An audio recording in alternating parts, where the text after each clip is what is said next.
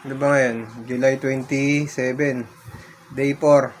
Sorry, hindi nakapag-upload ng day 3. Kalimutan ko kasi busy kami kahapon sa hospital. Kinuha ng ulit ako ng dugo.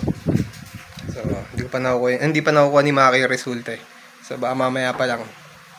Pag-uwi, sabihin niya sa akin yung result. So, ganap ngayon na mag-grocery para sa birthday ni Maki. Siyempre, may inuman yun. Auto pa sa inom. Yun lang. Balitaan ko kayo bukas kung ano yung naging result sa dugo. Day 4 na. Day 4 ng 90 days challenge na walang alak. Okay. Tabingi na ba? Tabingi na ba? Di pa naman eh. No? Pero pag naglakad ako, tabingi. Yun lang. Kaya huwag na kayo magulat pag nakasabay nyo ako. Bye-bye.